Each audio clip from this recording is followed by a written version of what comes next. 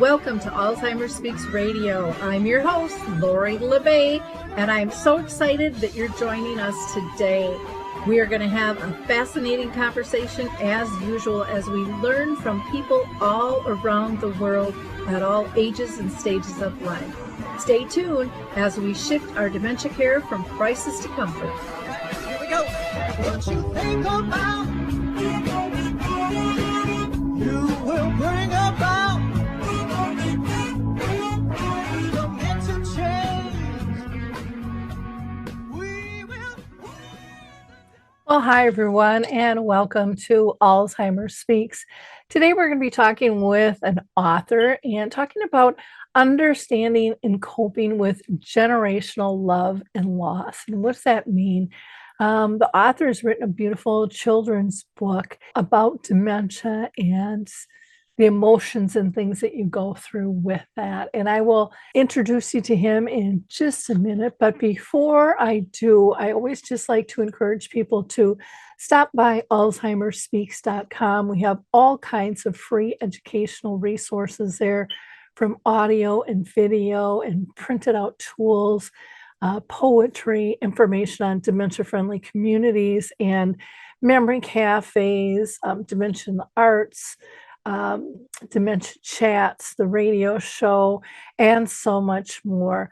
You can also swing by our sister company, which is Dementia Map, a global resource directory that is free of charge. We'd love to have you check out what's on there and also recommend companies that you think should be listed. And if you have a service, product, or tool, if you are an organization, a private company, maybe you're a family member or person living with dementia that has resources, products, or tools, you're invited to join as well and help get your resources out there. So just reach out to me at Lori, Lori, at alzheimerspeaks.com. Now let's introduce you to our guest. Well, RJ, I'm excited to have you on the show. We've been talking back and forth for a bit about talking about your first children's book that you wrote. But before we dive into that, if you don't mind just introducing yourself to our audience, tell us a little bit about your background and who is RJ? Absolutely, Lori. First, I would just like to say thank you for having me on your show. It's an honor to be here. A little about me, I am 30 years old. I am a residential counselor for a group home. So I'm doing this in the kind of the background of things. My background is mostly in social work. I have experience kind of in multiple different aspects of it. I've been in hospital settings. Now I'm in the group home settings. I've been, work with Department in Children and Families before. So I've seen a lot of different things. The one place I haven't touched is a lot of the elderly population. And I didn't see that until I was affected by Alzheimer's myself with my grandmother, who played a huge role in me writing this book. So this is kind of what propelled me to, start my writing journey, because I've always had a passion for writing and, put pen to paper. It's kind of helped me through some dark times in my life. And I've always just was motivated to, some of my best work has always come from, just my imagination. And I just always have wanted to write a book. I just didn't know what it was going to be about. And when this kind of happened with my grandmother, I just knew this was the perfect time. Okay, sounds good. You want to tell us a little bit about your grandma and how she fits into the book? Absolutely. Yeah. So going off of that piece, my grandmother was diagnosed with early onset Alzheimer's at the age of 63. She was diagnosed somewhere around 2011. She was in and out of nursing homes for at least 5 years or so. So during COVID, it was really difficult, as a lot of people know. we had strict restrictions. You couldn't bring in certain foods. You had to wear a mask. So those kind of things really kind of triggered her because with a mask, you couldn't tell who people were. But she had a rough time in the nursing homes. Her disease, within the 5 years, we thought that it was going to progress slowly. And at first it kind of did. But eventually, it catches up and she just kind of became an entirely different person from what I knew her as. And, it really, really got to me because I knew her as the sweet, loving, family-oriented, individual, and she just became this kind of mute, you know, almost like zombie-like person. And I just couldn't look at her the same way. And at the time, I was also in college, trying to focus on my studies, so I didn't visit her as much as I wanted to. And I have guilt of that now because I wish I was there for her way back when my mom needed me the most. And I feel like I let my grandmother down because I didn't go as often as I needed to go visit her. But when I did visit her, she just didn't look the same to me. So I made the decision to stop going to see her. So when she actually did pass away from her Alzheimer's back in 2021, I was numb. I didn't know how to cope with it. It was just felt like the end for me. Like I didn't know like how to move on. When you talk about her not, looking the same, was it just looking or was it acting different as well? It was both. Like I said in the beginning, there were certain signs that she was experiencing, like the memory loss. She put this here. She would start vacuuming kind of the couch, which is not something people ordinary do with the hose and stuff like that. There's really not much there. We like kind of let that stuff kind of slide in the beginning. But then it would come to a point where she would start taking out silverware and try to attack my grandfather with them, thinking that he was somebody else. So it became more extreme, which is why we had to make the difficult decision to put her, in a nursing home for the safety of herself and for our family members. So that was really hard for all of us.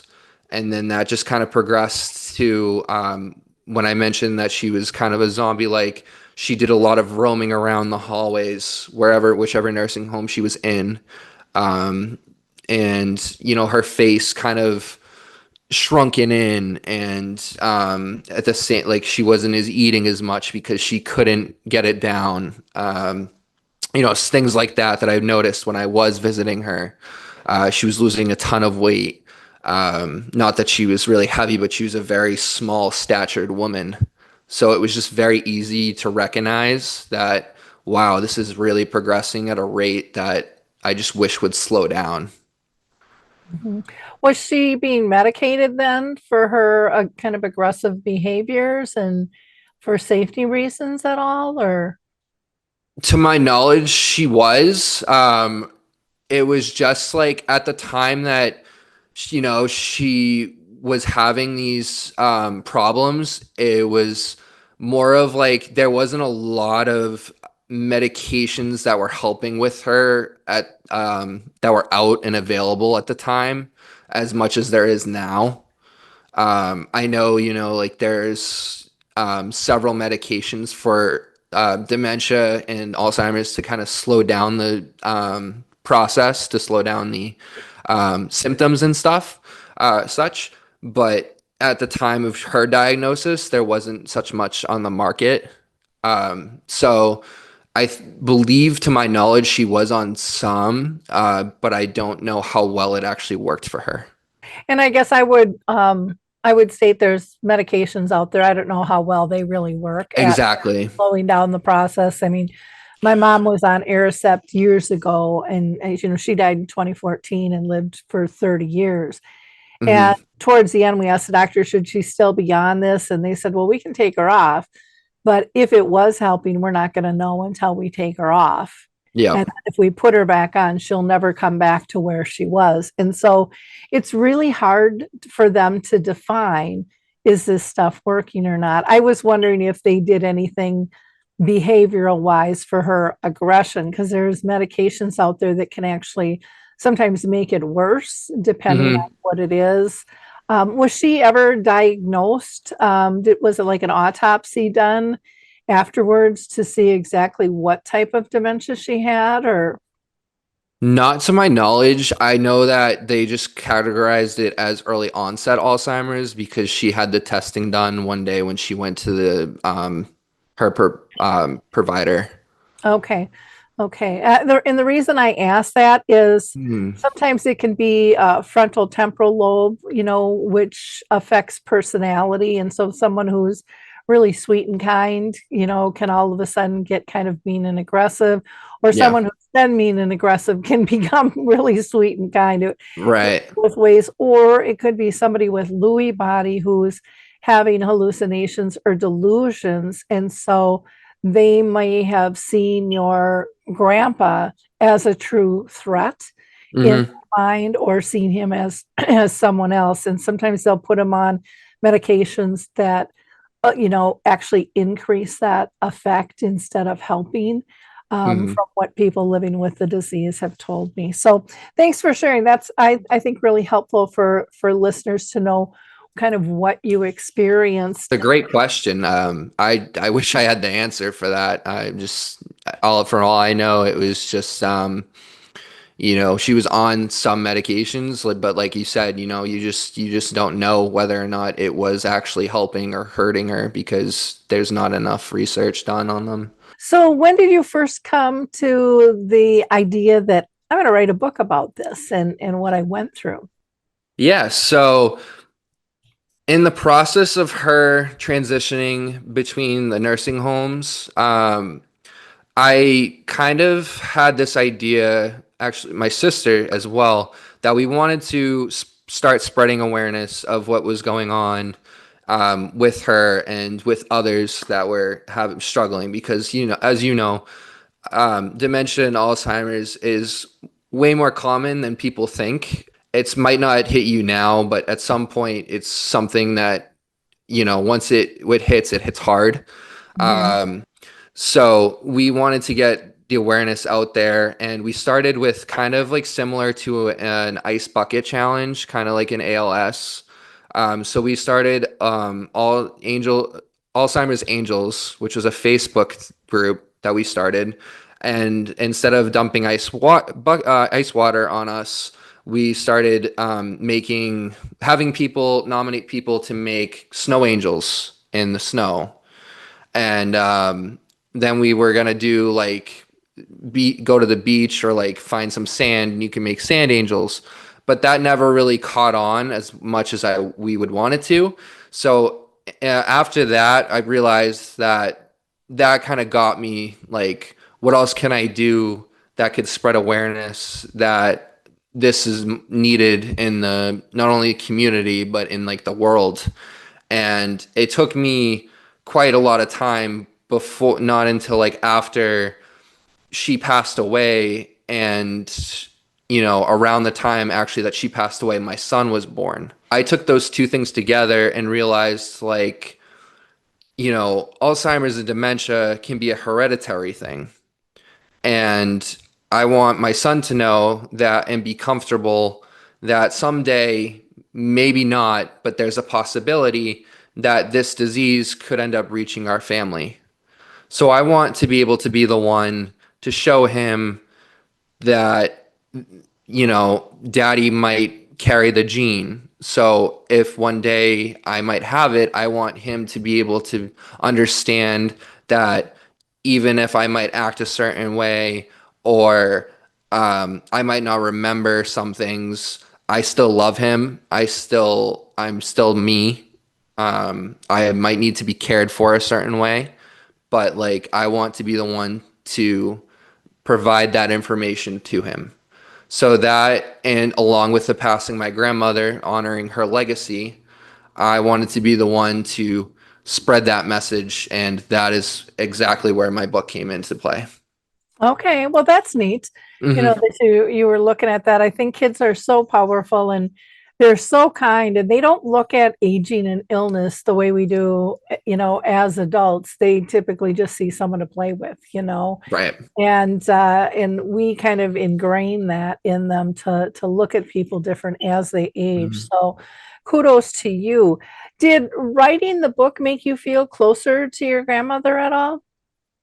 It absolutely did. I think during that time where I was distancing myself from her because I felt like in my mind she was kind of already gone. Um, when she actually passed away, I felt like she was right there with me, every word, writing the book. And that was something that I really treasured, because I'm not someone who's a very spiritual individual, but I felt her presence with me because this is something that I was taking on, and I felt that we were doing it together. Well, that's interesting. I felt that way with my own mom on this whole journey. People would say to me, "Oh, she can't be having, Alzheimer's disease for 30 years. That's impossible." But, I think she signed up and she stuck around to teach me things. And Hmm. so even when I have a children's book called Betty the Bald Chicken, and that kind of came to me in a dream. It was Okay. really like channeled to me. And but I didn't put it into book form for, gosh, over 10 years. And then putting it from, speaking it to then putting it in book form, I was amazed at how what a difference it is. It's easy to tell the story, but to put it in Hmm. book form is very, very different. It's an entirely different Yeah, aspect. Yeah. yeah. And so that was kind of an eye opener, for me. But even after my mom died, or actually, I should say, when my mom was dying, she had told me, she started communicating with me through dreams. And so she actually told me, like, you're not going to be here when I die. I need to know you're going to continue the work that we've put together. And I thought she was nuts, and I was really offended. And I said, but I'm always the one that helps people transition. And she said, no, the rest of them need to deal with death. And if you're here, you're just going to do everything and they're not going to experience the journey. And my mom was, it really made a lot of sense because my mom was always really big when we were little about having us at it both at births and at deaths. And she would get scolded by her friends because they're like, oh, they're too young and they shouldn't be here. And my mom's like, if they're old enough to be and be at a birth and celebrate a birth, they're old enough to know that the journey ends and that there's Of course. celebration there too. Mhm. And And that's very powerful to realize. yeah, yeah. So spiritually, I understand the connection that you're talking Mhm. about, and a lot of people, if they've never been through it, they don't understand it, or and they don't even think it's possible, and they'll kind of look at you cross-eyed with some of them, and I said, well, that's okay. That's your opinion, but I know what I experienced, and just kind of move along because to me, that gave me so much comfort in the journey and made me realize that what I experienced, even if it was difficult, it was a great learning lesson and a life lesson to share with others, which it seems like that's what you're doing too, is you're sharing what you learned during a really difficult time Yeah. in life with others to kind of ease that process and give a new understanding or insights to it. Now, for those of you that are just hitting us midway through here, we are talking with RJ, who recently published his first children's book. And it's all about the effects of Alzheimer's and dementia and the impact that it has on children. And it's called For Those I Knew and Loved Before. And it's a simple book, but again, a powerful one with a range of emotions. And so, you can go to his Instagram or his TikTok or find him on Amazon to purchase the book. Now, I know you had mentioned you had a website coming too. I don't know where you're at the process with that for an author website. Is that Hmm. still in the works or? Yeah, it's still in the process. Okay, it always takes longer than you think. Yeah, Um, right. but I There's a will lot. be. There's a lot to do on it that I'm just trying to get it ready for. So when it's ready, it's just done. Okay, well, that's good. And people can always go ahead and reach you by email, which is RJ, and then his last name is SCARELLI@gmail.com. Now, I'm going to also just talk about Q for Good really quick. They happen to be a webmaster. So if you haven't picked one out yet, RJ, you might want to check them out. They're reasonable price. They are wonderful to work with. I have gone through many webmasters in my 66 years, and I just adore these guys. And so, if you're looking for someone who actually listens, speaks normal language, and not this big, deep blue hole things that makes me really nervous, reach out to Q for Good. Now, I want to get back to you, RJ, because I want to ask you about when you decided to write the book, what was your Mhm. ultimate goal in doing that? Yeah, it's a great question. So, my ultimate goal with writing this book is not only to spread the awareness of the diseases of Alzheimer's and dementia, but I I mean, it is a big part, but I wanted to, in the generations that are coming up, I want, the children, they have a big voice in our futures. And I feel like I want to bring them into the conversation. So, I feel like a lot of the times we take the difficult conversations on and we kind of leave them out of them. So my goal with this book was to have the kids be able to sit down with their families or their guardians or whoever, kind of go through the book as an emotional coping mechanism and, kind of dissect it as they may and be able to talk about it with their families or whoever they're with and ask questions, open-ended questions, ask anything they want.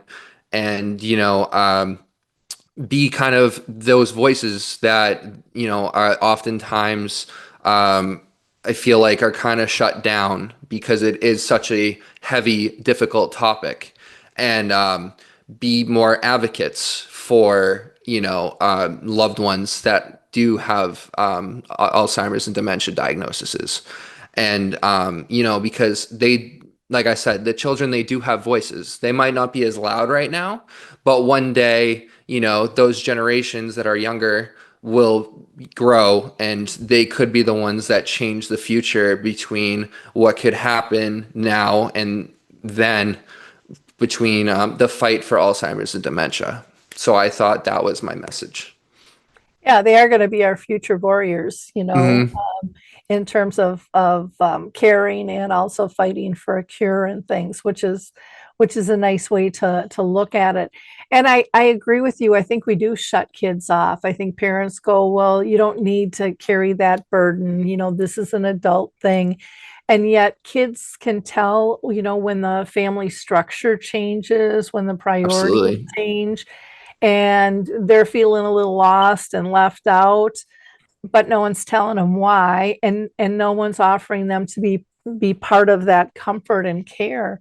And I can say, and this is just, I'll use an example recently, and this wasn't even somebody with dementia, but this was my grandchild. I've got three, 14, 10, and 2.5.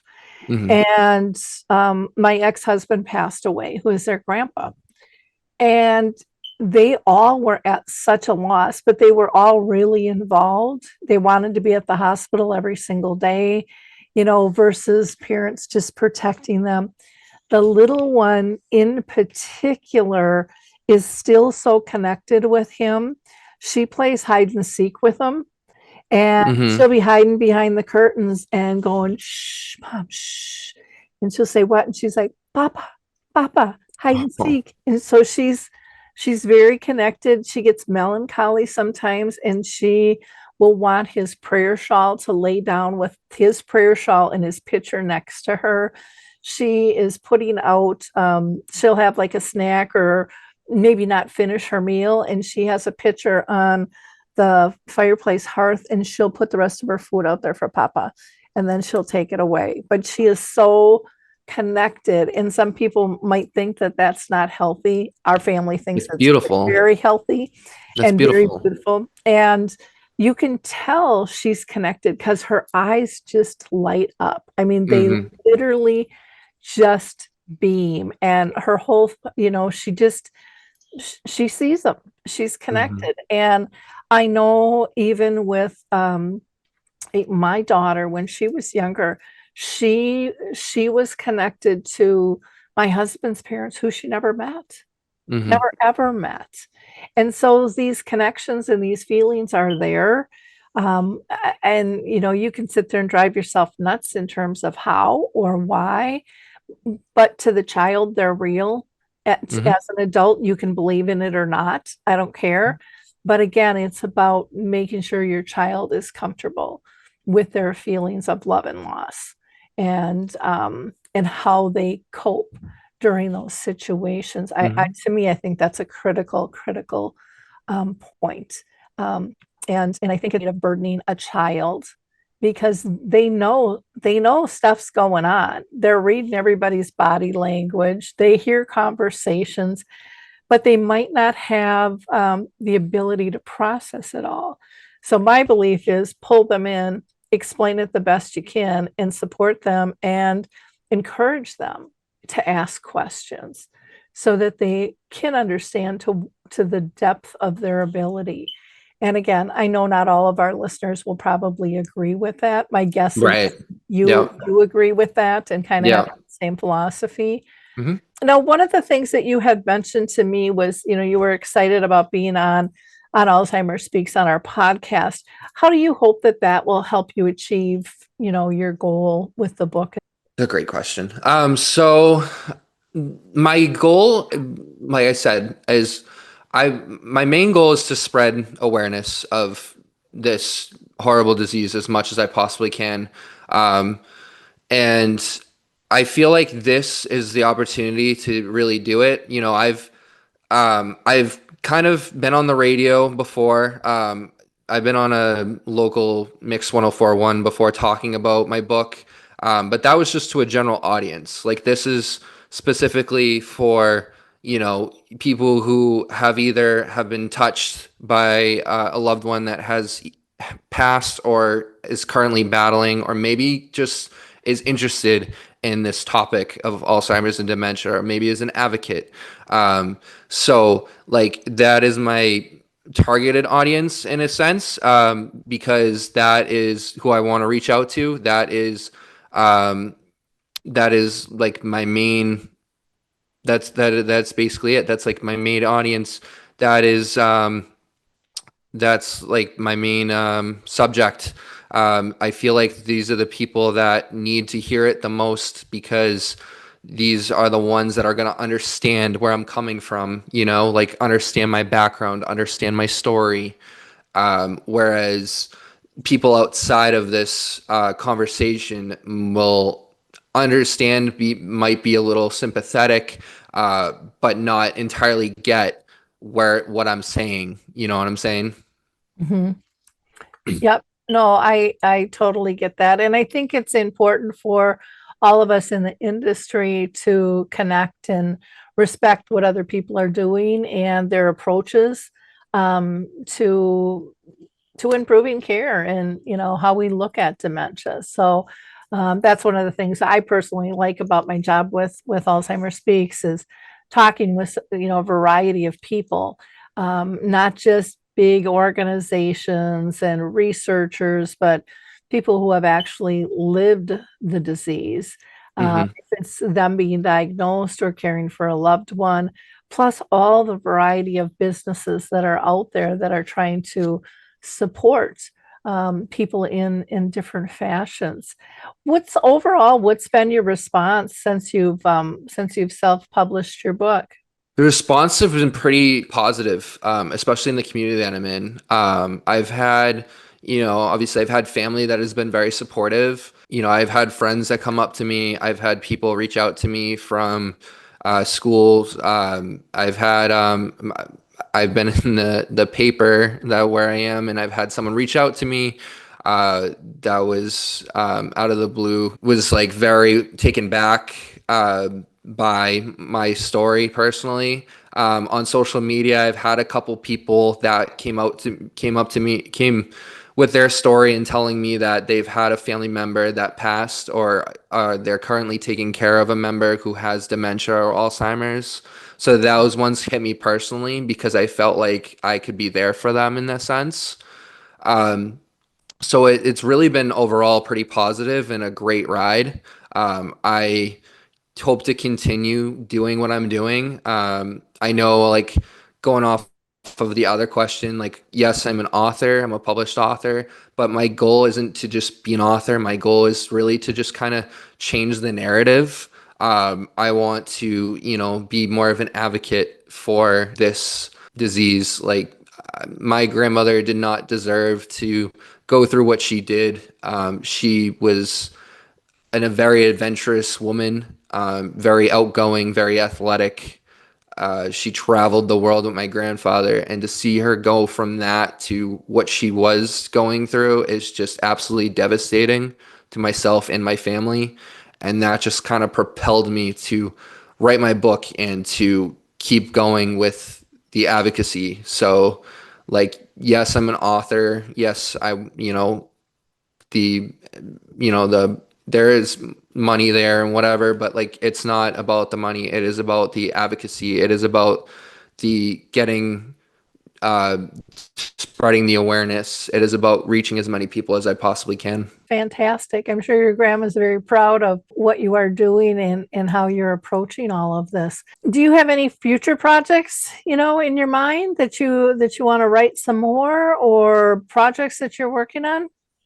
I sure. So I have a couple in mind. Both are also advocacies.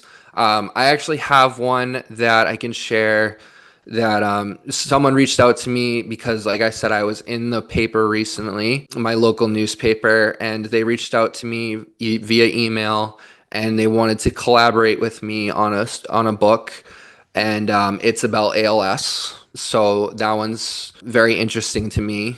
It's two women, and they have husbands who have ALS, so it's very impersonal to them. And then I have another children's book that I'm working on developing. It's already written. I'm just trying to work on illustrations and stuff. And that one is about the awareness of epilepsy because my wife has epilepsy. So I'm trying to spread awareness on that. That's wonderful. And I think, there's so much overlap in terms of how we care from one disease to the next. Hmm. It's about respecting the person who's in front of you and realizing that they're a person who is not lost. It's still there, even if their words or their physical abilities change. They're still understanding our communications. They might not be able to spit back to us in the fashion that they used to Right. communicate. And we have to learn to do a better job at reading what it is they're telling us, what they're comfortable or not comfortable with, and moving forward in that way. So thank you so much for being with us. Anything else that you'd like to share before we wrap up? I would just like to thank you for having me today. It has been an amazing opportunity to speak with you. This has been amazing. I can't thank you enough. I'm lost for words. This is awesome. I just really hope that, my message really has spoken to, whoever is listening out there. And if you have any questions, or, you want to talk to me more, Lori told you my email, but I'll say it again. It's RJ, last name Scarelli, Scarelli @gmail.com. Thank you. And again, his book is called For Those I Knew and Loved Before. So I encourage our audience, as always, to be a giver of hope. Like, click, and share, not because we are tracking the numbers, but we know there are people in your sphere of influence. I don't care if it's Facebook, LinkedIn, Twitter, TikTok, Instagram, whatever it is, there's people out there that need this information, but they don't know where to find it, or they're scared to Google it because they don't want to get scammed. So join us and be a giver of hope. And it doesn't take much time, doesn't cost you a nickel, but it can make a really big impact in someone's life. Again, you can find him on Instagram, TikTok. His email address is RJ Scarelli, and that's RJ SCARELLI @gmail.com. You can also find his book on Amazon, and his website will be coming soon. Do you know what your .com is going to be once it goes live, RJ? So the name of the website is called rjsrealityofwriting.com. So again, RJ, thank you so much for your time today. Appreciate your efforts and sharing your work to shift our dementia care from crisis to comfort. So that was a fun conversation with RJ. Please feel free again to check out alzheimerspeaks.com for all of our free educational resources, including my book, Betty the Bald Chicken, Lessons in How to Care, and our sister company, which is dementiamap.com, where you can find various resources around the world there, which is all free. So again, everyone, have a wonderful, amazing week, and we'll talk to you soon. Bye-bye.